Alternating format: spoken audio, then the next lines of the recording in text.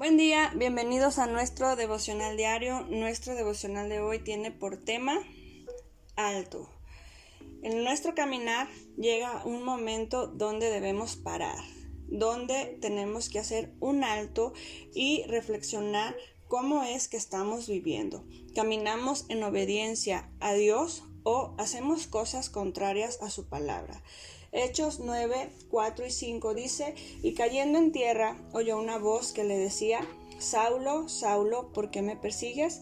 Él dijo: ¿quién eres, Señor? Y le dijo: yo soy Jesús, a quien tú persigues. Dura cosa te es dar coces contra el aguijón. Saulo fue un hombre que perseguía a la iglesia de Cristo. Incluso estuvo ahí aprobando la ejecución de Esteban. Esteban había sido un testigo fiel de Jesús, pero los fariseos se oponían a Jesús. Saulo escuchó, vio y aprobó lo que le hacían a Esteban, y hasta se unió a ellos, yendo de casa en casa y sacando a los cristianos de sus hogares y enviándolos a la cárcel. En Hechos 9:2 nos dice que Saulo pidió cartas para las sinagogas de Damasco a fin de que si hallase algunos hombres o mujeres de este camino, los trajese presos a Jerusalén. Pero el Señor le dice en Hechos 9:4, lo podemos leer, que dice: Saulo, Saulo, ¿por qué me persigues? Ahí Saulo estaba yendo en contra de los cristianos, de aquellos hombres y mujeres que seguían a Jesús, porque Saulo estaba convencido de que ellos estaban equivocados y si tenía que matarlos lo haría. Pero Dios tenía cuidado de sus hijos, de aquellos que le amaban, de aquellos que lo habían seguido, pero también tenía un propósito para Saulo. Saulo iba camino a Damasco y ahí Dios le dice: alto, Saulo, lo que estás haciendo no es correcto. Dice que iba por el camino hacia Damasco y repentinamente le rodeó un resplandor de luz del cielo.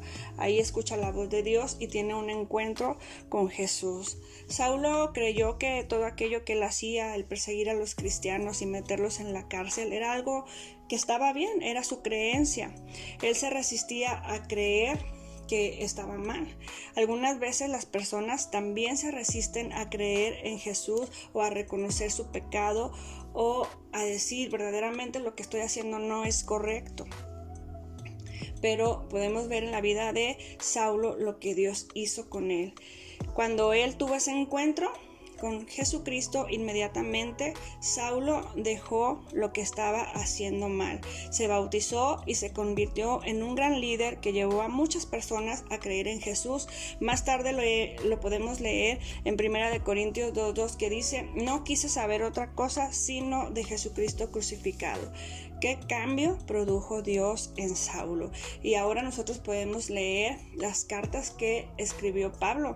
Ya después de que él tuvo ese encuentro con Jesús, ya no fue más Saulo, sino que Dios le cambió el nombre a Pablo, y podemos ver al apóstol que amaba la obra de Dios, que predicaba, que exhortaba a los cristianos a seguir fieles y firmes a Dios, que establecía iglesias, y la gente que conoció a Saulo se quedó maravillado y decían: ¿no es este hombre el que perseguía a los cristianos? Mas ahora nosotros podemos ver el cambio que Dios produjo en su vida. Muchas veces nosotros también necesitamos la intervención de Dios en nosotros, en cada área de nuestra vida, y tenemos que dejar que Dios haga algo en nosotros. Tenemos que darnos cuenta que si vamos por un camino equivocado, de alguna manera Dios quiere que tengamos ese encuentro con Él.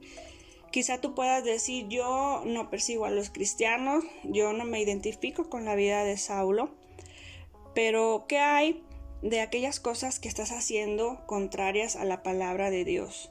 Ahí es donde tenemos que hacer ese alto, donde tenemos que detenernos y pensar cómo está nuestra vida delante del Señor.